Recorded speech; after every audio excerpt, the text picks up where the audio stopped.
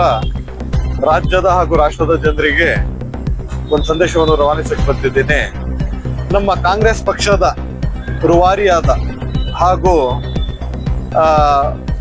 ಗುಡಾರಾದ ನಮ್ಮ ಶ್ರೀಮತಿ ಸೋನಿಯಾ ಗಾಂಧಿರವರ ಆರೋಗ್ಯ ಗುಣಮುಖವಾಗ್ಲಿ ಅಂತ ಎಲ್ರೂ ಪ್ರಾರ್ಥಿಸ್ತೇವೆ. ಸೋನಿಯಾ ಗಾಂಧಿರವರು ಆಡಳಿತಕ್ಕೋಸ್ಕರ ಅವರು ಇಷ್ಟಪಟ್ಟಿಲ್ಲ. ಆಡಳಿತವನ್ನು ತ್ಯಾಗ ಮಾಡಿ ಅವರು ನಮ್ಮ ಸನ್ಮಾನ್ಯ ದಿವಂಗತ ರಾಜೀವ್ ಗಾಂಧಿಯವರು ಯಾವ ತರ ದೇಶಕ್ಕಾಗಿ ಬಲಿದಾನವನ್ನು ಕೊಟ್ಟರು, ಅದೇ ತರ ಅವರ ತಾಯಿಯವರಾದ ಇಂದಿರಾ ಗಾಂಧಿಯವರು ಈ ದೇಶಕ್ಕಾಗಿ ತನ್ನ ಪ್ರಾಣವನ್ನೇ ತ್ಯಾಗ ಮಾಡಿದ್ರು. ಅದೇ ತರ ಈ ಕಾಂಗ್ರೆಸ್ ಪಕ್ಷಕ್ಕೆ ಒಂದು ದೊಡ್ಡ ಇತಿಹಾಸನೇ ಇದೆ.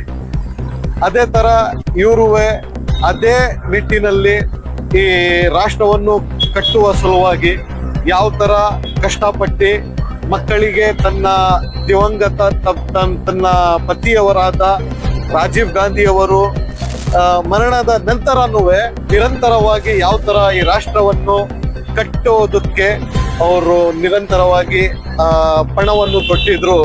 ಅವರು ಬೇಗನೆ ಗುಣಮುಖರಾಗಿ ಹೊರಗಡೆ ಬರಲಿ ಅಂತ ಇವತ್ತು ನಾನು ಹೇಳಕ್ ಬಯಸ್ತೇನೆ.